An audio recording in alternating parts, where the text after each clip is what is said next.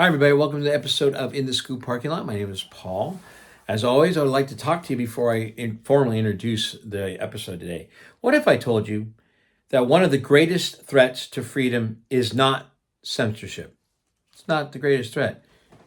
It is silence. Not the silence imposed by the government, not the silence created by force, but the silence that you and I choose ourselves because we are afraid of what other people might think.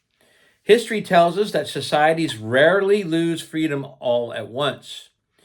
More often, people simply stop saying what they believe.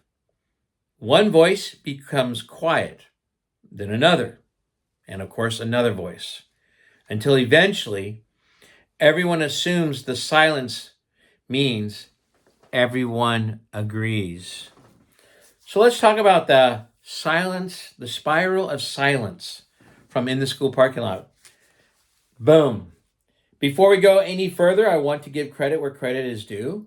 The inspiration for today's episode comes from historian William J. Federer's outstanding book, Socialism. In it, he introduces readers to a fascinating communication theory called the spiral of science. An idea that I believe has enormous implications for our culture, our schools, and ultimately the future of our constitutional public. Now, I did write our public schools. I just think it's all schools now. Okay, but I think all schools, probably including college. So today's commentary builds on that foundation as we explore what this theory might mean for parents, educators, and every American who believes that freedom depends not only on the right to speak, but also on the courage to speak. In our last episode, we discussed psychologist Solomon Asch's famous conformity experiment, which was also inspired by the same William J. Federer's book, Socialism. Ordinary people ignored what they could plainly see because everyone else in the room gave the wrong answer. 30 years later, another researcher expanded on that idea. In 1984, German political scientist Elisabeth Noelle-Neumann, Neumann, Elisabeth Noelle-Neumann, published The Spiral of Silence. Her research suggested that many people choose not to express their opinions when they believe those opinions are unpopular. They fear criticism, rejection, ridicule, and social isolation. Whether the issue is political, cultural, or moral, people often remain silent rather than risk standing alone. The result? The majority appears larger than it really is. The minority appears smaller than it really is. And silence begins feeding on itself. That hits my heart very heavy because January 29th, I met with the California Music Educators Association president.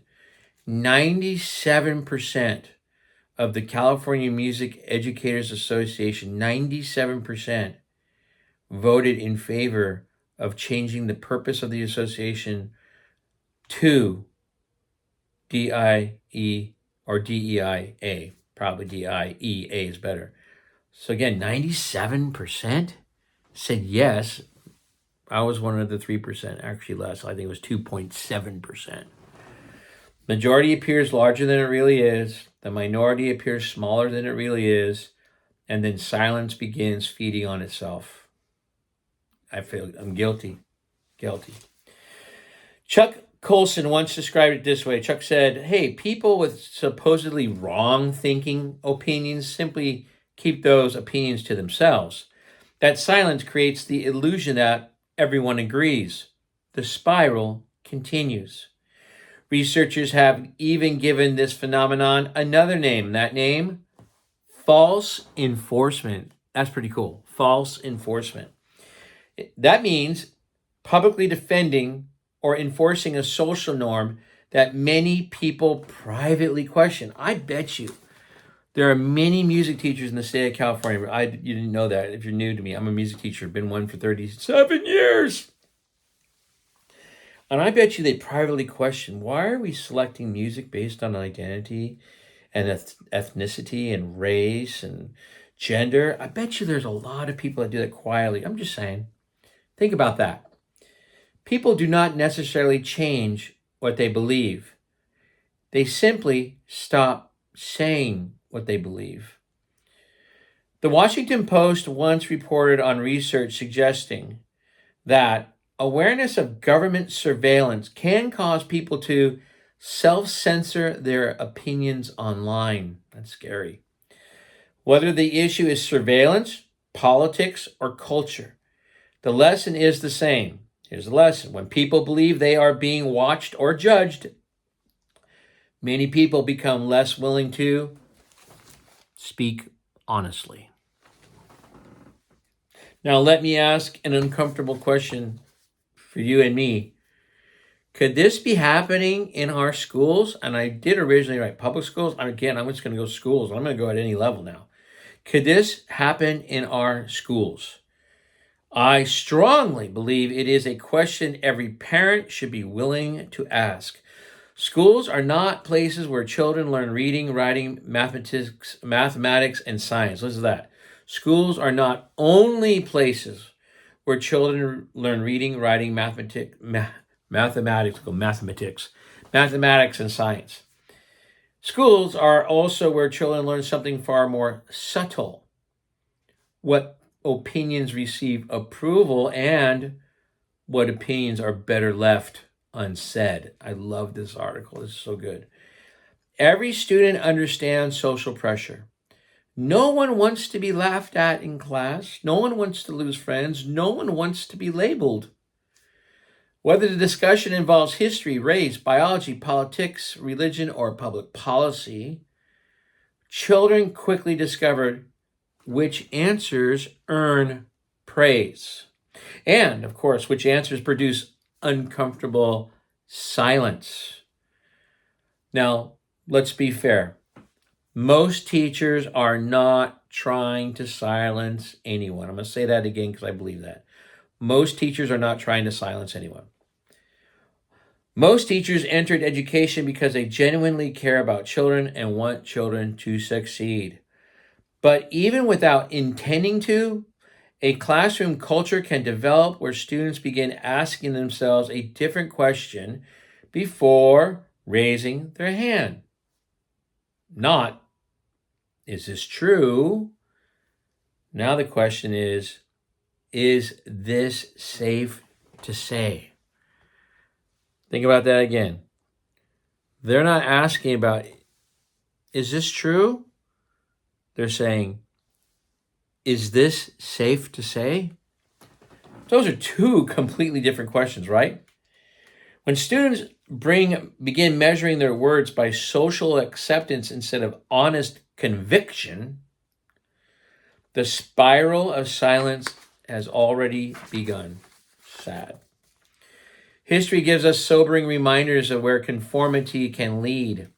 Behavioral scientist Nick Chater, Chater, Nick Chater has written that human beings naturally conform to unwritten rules because belonging is one of our deepest instincts. Belonging is one of our deepest instincts. Children begin doing it almost as soon as they can speak. Adults continue doing it because social acceptance feels safe. Philosopher Hannah Arendt argued that some of history's darkest moments became possible because ordinary people accepted abnormal behavior as normal. Are you not seeing abnormal behavior being normal, like boys competing against girls? Anyway, not necessarily because they believed it, but because conformity became easier than resistance. That should concern every parent. Because public education or education has tremendous influence over what children perceive to be acceptable. If students conclude that questioning certain ideas brings ridicule, many children won't question. If children believe respectful disagreement carries social consequences, many will, of course, remain silent. Not because the students have changed their minds, but because they have learned that fitting in feels safer than speaking up. Now imagine again for 30 years. It's kind of like what I want to do. Imagine a generation that increasingly measures truth by consensus. That's scary. Truth by consensus. A generation that waits for social approval before expressing an honest opinion. A generation that becomes more afraid of offending someone than of being intellectually dishonest. A constitutional republic depends on citizens who are willing to think independently. The First Amendment protects our freedom to speak. But culture determines whether people feel free enough to use that First Amendment. So how do we reverse the spiral of silence? Ironically, I do not believe the answer is teaching children what to think. Of course, the answer is teaching them how to think. Imagine classrooms where students can respectfully disagree with one another without fear, where evidence matters more than ideology, where questions are welcomed instead of discouraged, where students are taught to evaluate competing ideas fairly, where civil disagreement is viewed as a strength rather than a problem. That kind of classroom does not weaken education, it strengthens education. Parents have an equally important role. One more time, here we go. Know what your children are learning. Parents, read the curriculum. Attend school board meetings. Have you heard this before? Ask your children what topics they are discussing in class. Teach them history. Teach them civics. Teach them to respect every person's God-given dignity. And teach them something our culture desperately needs. The courage sometimes means respectfully standing alone.